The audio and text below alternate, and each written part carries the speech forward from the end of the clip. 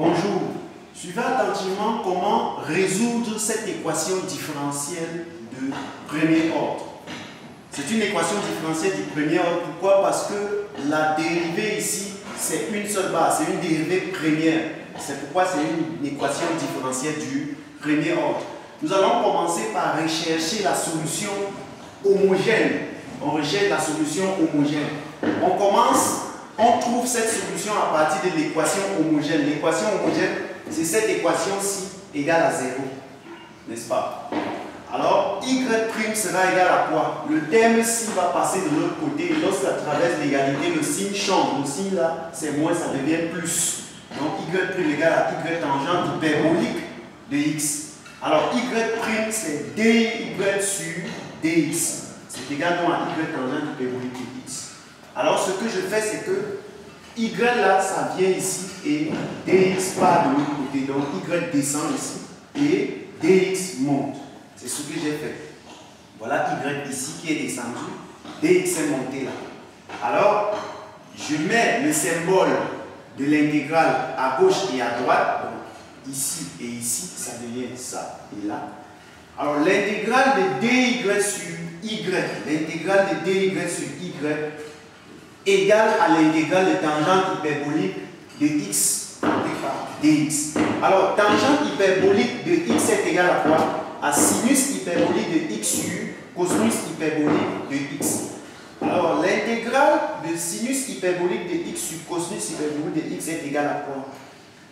Quelle est d'abord l'intégrale ou la primitive de dy sur y? Nous avons là dy sur y qui est u' sur u. L'intégrale de u' sur u, c'est ln de u. Égale à quoi? L'intégrale de sinus hyperbolique de x sur cosinus hyperbolique de x, c'est ln de cosinus hyperbolique de x. Pourquoi?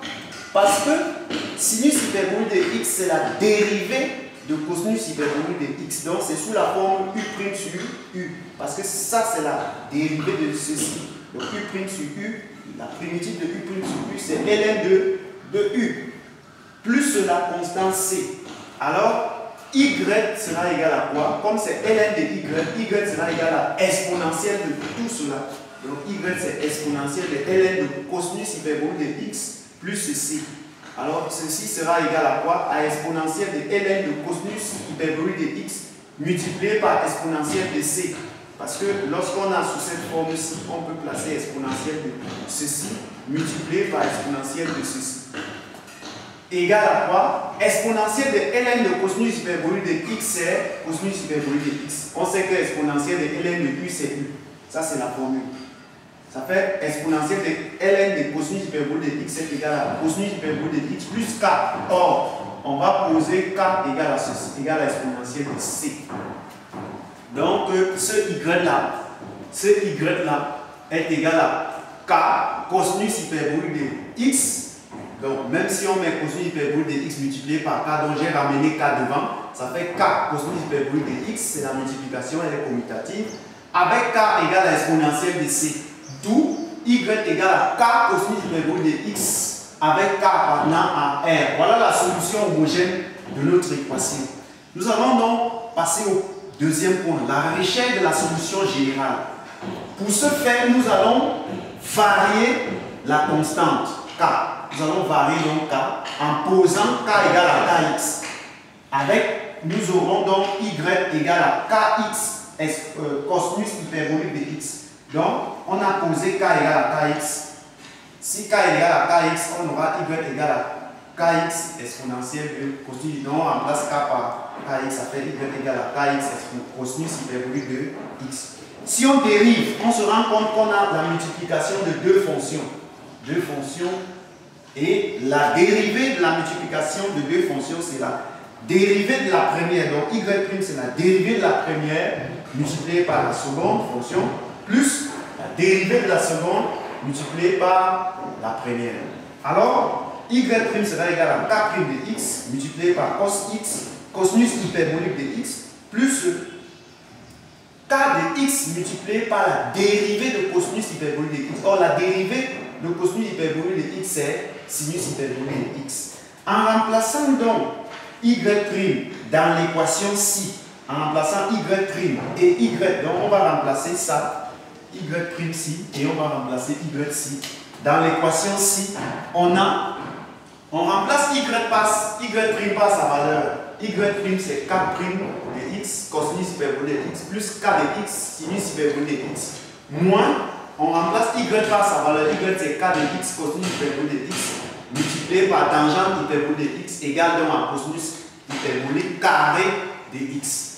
Alors, on aura k' de x, cos hyperbolique de x, plus k de x, sin hyperbolique de x, moins k de x multiplié par cos hyperbolique de x. Or, tangente hyperbolique de x, c'est sinus hyperbolique de x sur cosinus hyperbolique de x. Donc, multiplié par sinus hyperbolique sur cosinus hyperbolique qui est la tangente hyperbolique de x.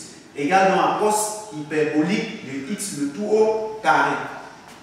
Nous aurons donc, en simplifiant ceci par ceci, nous aurons k' de x, qui est ceci, multiplié par cos hyperbolique de x, plus k de x sin hyperbolique de x, moins k de x sin hyperbolique de x, parce que ça et ça s'en vont, k de x sin hyperbolique de x égale donc à cos hyperbolique de x, le tout au carré.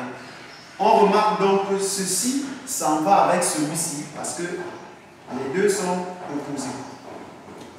Alors, k' de x cos hyperbolique de x égale donc à cos hyperbolique de x, le tout au carré.